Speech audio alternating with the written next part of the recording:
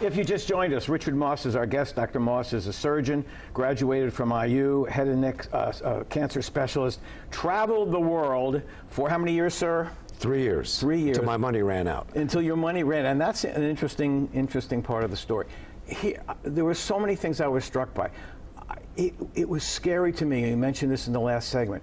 And I'm even hesitant to show pictures of this, but you ran into people in such distress and in late stages of the disease. If you had stayed in America, you might not have seen many cases like that. Is that true? Yeah, I would say at big medical centers, you know, like we have up here in Indianapolis at IU, you'll see them. I don't want to say that you don't see anything like that. It's just the abundance of it and the severity, the disfiguring, really even you could say grotesque level of disease, disfiguring disease that can only come in an environment where there's a lot of neglect, lack of resources, cultural, religious reasons as well. But generally, you know, just the neglect and certain attitudes about it. You know, if there's a lump in the neck in America, you're going to see a doctor. Exactly. A lump in the neck there is not a big deal. You know, I'll wait. There's nothing urgent to them.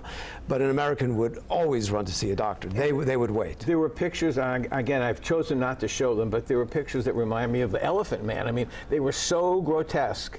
And you walk into that operating room, and in some cases, there was one that really touched me where maybe more than one, where you said, I'm not sure it's even worth operating. This person, and you did in some cases.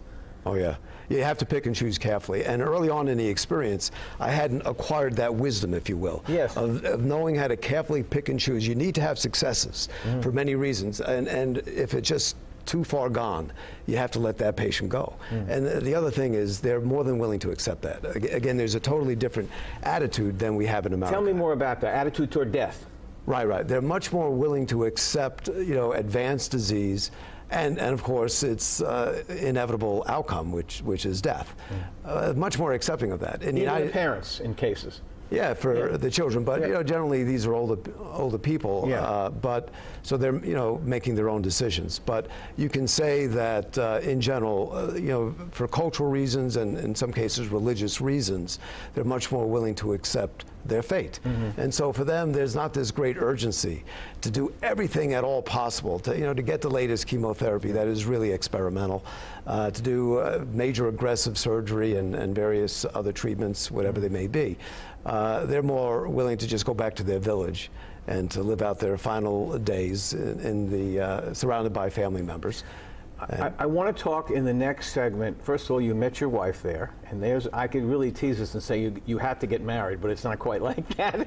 And I also want to talk about the effect that religion had on you, because you touched people of different religions, and it affected you in many ways. Absolutely. So we will do that in the next segment. Okay. Dr. Richard Moss, fascinating book. We'll be back.